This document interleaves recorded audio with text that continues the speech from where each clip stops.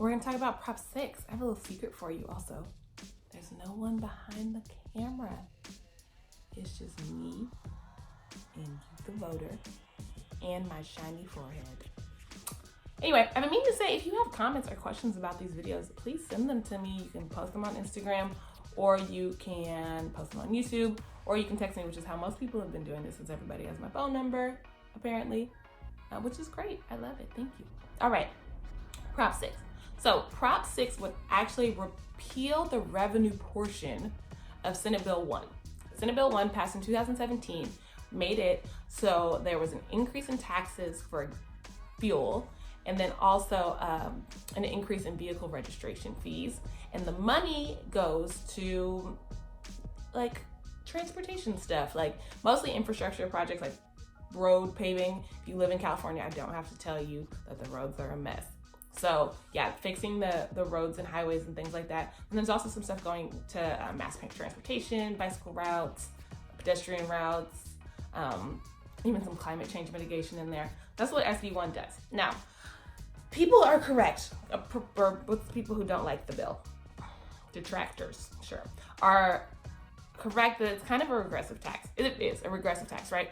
People who are gonna feel this the most are the low income people, right? Like, because if you don't make a lot of money, that little increase in your gas every day is gonna be a big deal.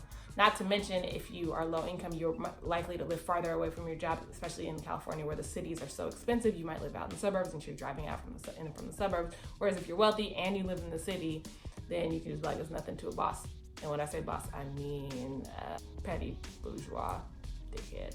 Right, that's too strong, but you get the picture. It's a person who has ridiculous amounts of wealth.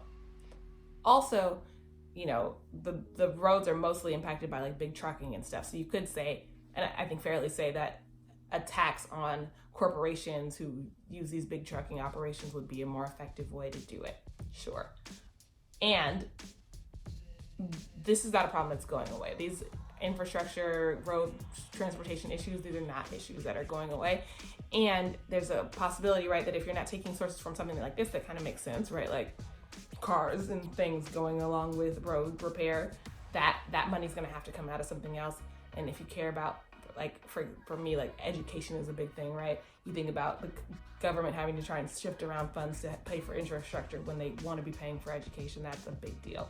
So that's the thing. Senate Bill 1 revenues will be repealed through this bill, and it would also make it so that anytime we wanted to raise taxes on fuel, the California population would have to vote on it. So the government could never again, unless we repealed Prop 6, be able to tax at their own will, essentially, right? So like the way that this happened before is that Senate Bill 1 legislature was just like, boop, boop, here's a tax.